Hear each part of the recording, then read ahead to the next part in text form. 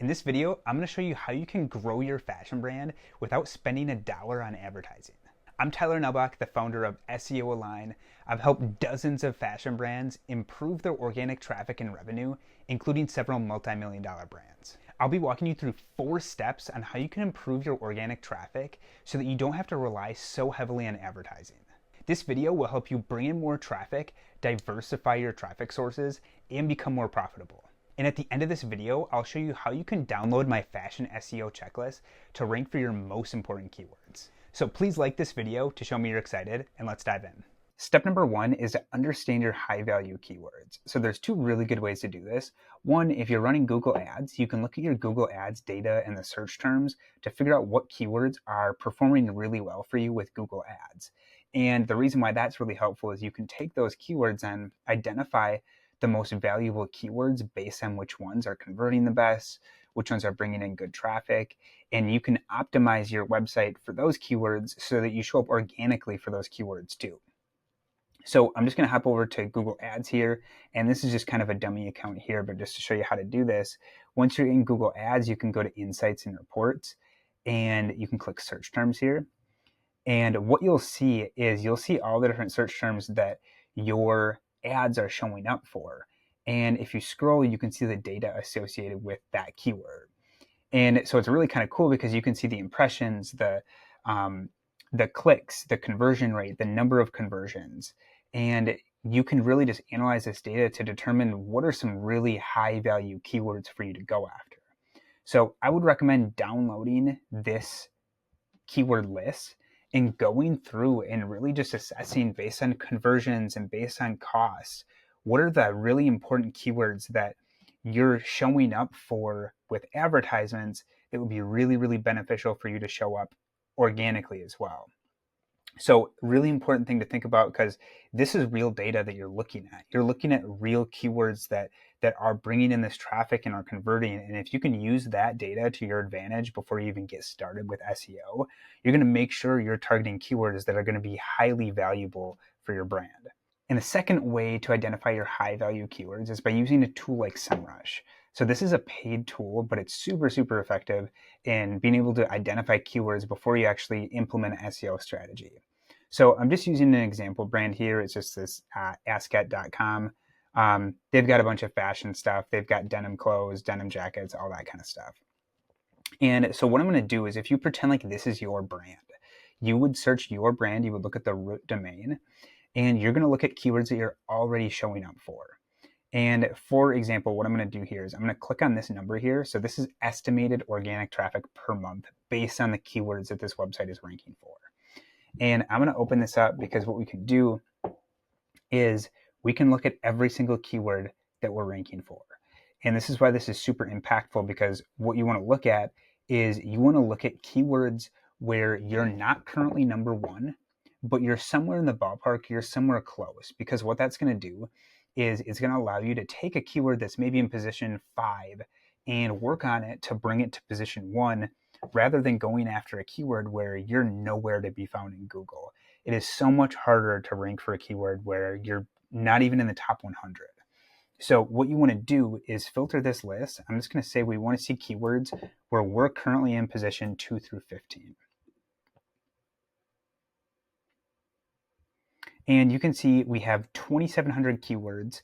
And if I scroll down, you can then see those keywords in what position you're currently in, estimated traffic you're bringing in, search volume per month. And another really cool thing you can add in here is CPC.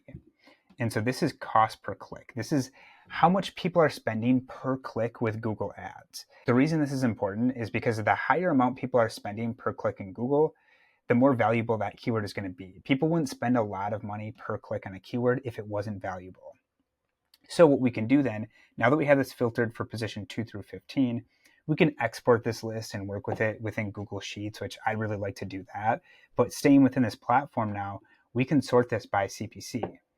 And now what we can see is keywords, again, we're in position 2 through 15, but we're now sorted by the highest cost per click. So basically what that means is these are really high value keywords to show up for because people are spending a lot of money per click. And you'll usually notice that a lot of these keywords are more long tail, more specific keywords. And the reason for that is because people are further down the buying funnel. So scarf, cashmere, black, that is a higher buying intent keyword than if somebody was just searching for scarf, because they're already through the buying funnel that they know they want a scarf, they want it to be cashmere, and they want it to be black. They're looking for something very specific. And so if you took this keyword, for example, this brand is ranking number 14 for it. It gets, the cost per click is $4 per click. And so this might be a good one to go after. Search volume is 590 because they're already showing up in number 14 for this. But if they can bring this up to number 1, they're going to bring in a lot more traffic. They're probably not bringing in any traffic at position 14. And so if they can just work on this keyword, bring it up to position number 1, they're going to be able to bring in a lot of really highly relevant traffic that has a high likelihood of converting into a sale. So this is a really good way to find those keywords. So then what you want to do is take those keywords that you found within Google Ads from that first method that I showed you, have those in a spreadsheet with the data in there, and then also find your most important keywords from SEMrush here. And then you can kind of put those together to come up with a plan of how you actually want to show up for those particular keywords. So these are by far my 2 favorite methods to find your really high value keywords that you want to put a focus on. Okay, let's talk about step number 2, and that's to optimize a high buying intent page for the keywords that you're trying to rank for. So I'm just going to, in this step, I'm going to use the example best men's linen shirts. So we're currently number 3, but we're trying to get to number 1. And so what we want to look at is we're going to look at the particular page that we're ranking for that keyword. And I'm going to open that up, and you'll see this is a high buying intent page. This is a category page where they have all of their men's linen shirts on this page. And so this is the type of page you want to get ranked. Two really important pages you want to get ranked that are high buying intent pages are category pages and product pages. Because when people land on that page, they're going to be much closer to actually turning into a sale. Where if you rank a blog post for a particular keyword, it's informational in intent. And so you're not really going to turn many of those website visitors into actual sales, at least not right on that visit. And so focusing on these high buying intent pages is super important. So to optimize a buying intent page, what we want to look at is what's the keyword? And the keyword is best men's linen shirts. And the really important areas that we want to make sure we have this keyword are the title tag. If I hover over the browser tab here, I can see it's men's linen shirts, everyday casual summer shirts. So this is a pretty good title tag because it has that keyword of men's linen shirts. And then if I see the collection or category page title, men's linen shirts, perfect. Another thing that's really important is to have the keyword in the actual category description that's here. I don't see that here, so I would add just one time. You don't want to keyword stuff and make it sound unnatural, but I would make sure to add that in the description here, and then also make sure it's in the meta description as well. So a really good way to look at this is look at what other competitors are doing that are ranking well. So for example, this company is ranking number 3 for this keyword. What I would do is I would look at result number 1, result number 2, see what they're doing for this keyword that you're not. And it's not necessarily that you want to copy what they're doing, but you want to see if there's anything they're doing that you're not that you can take advantage of. For example, they might use their keyword in this description. They might have a little bit longer of a description, or they might have more content at the bottom of their page that's making that page more relevant for that keyword. So these are all things you want to be thinking about when you're optimizing a page. But if you're going to, strip it down to the bare bones, you want to make sure it's title tag, keyword is in the title tag, keyword is in the category title or this H1 at the top, and you want to make sure it's in the content or the description here. All super important places to have the keyword. If you have them in all those areas, you're going to be in pretty good shape. But like I said, take it a step further, look at what the competitors who are ranking better than you are doing, and see if there's anything you can capitalize on there. Okay, let's talk about step number 3, which is build supporting assets. The reason you want to build supporting assets is it helps build topical authority with your brand. So a couple ways you can build supporting assets are with subcategory pages and with blog content. So the first example I want to talk about is with the subcategory pages. So if you have a brand where you're selling quite a few different products, this is going to be a little bit more applicable to you. And this is a super, super good way to build topical authority and help Google just understand your overall page a lot better.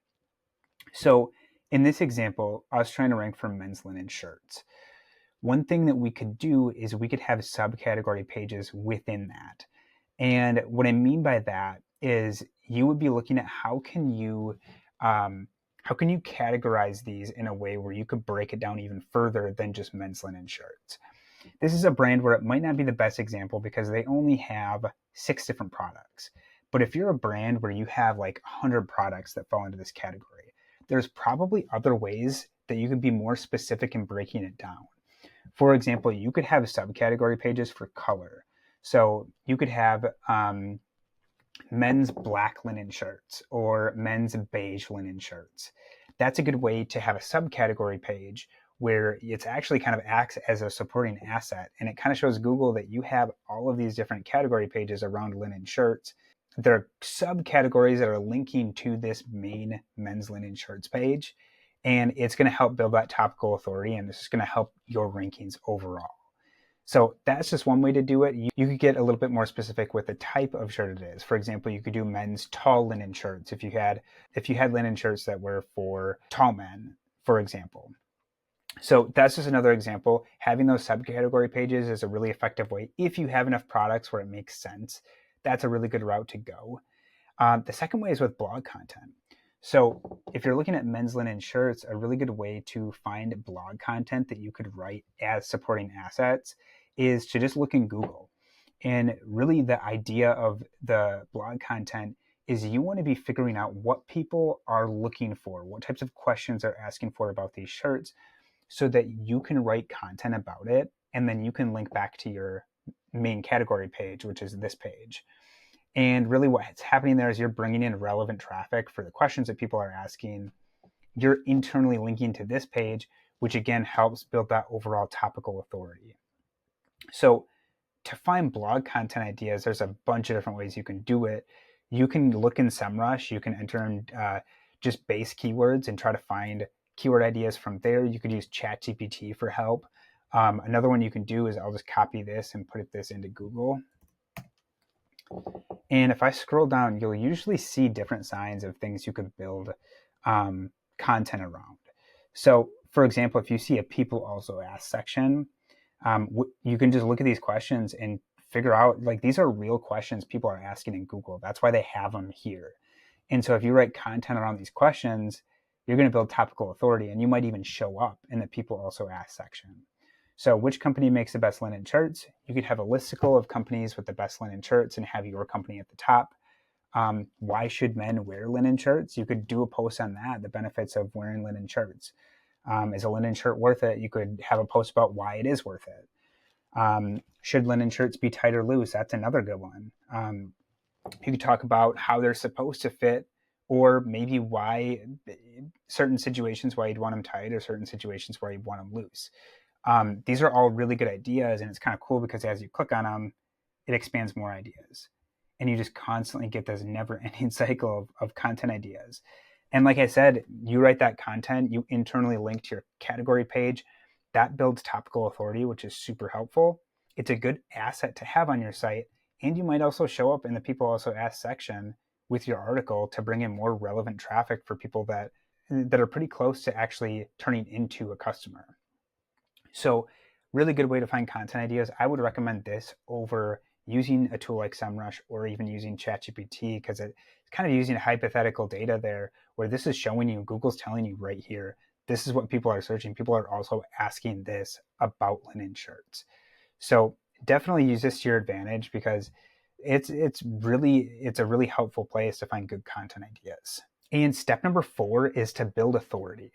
So this is a super, super important step. And this is where a lot of brands stop because it gets hard.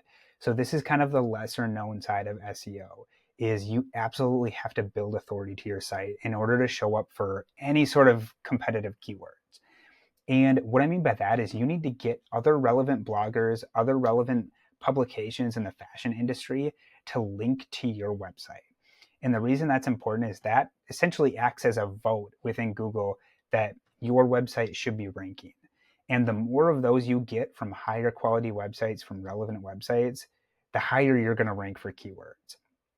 So a few different ways you can do this is you can look at the backlinks that your competitors have. So look at all of the websites that are linking to them and see which ones of those you can get yourself.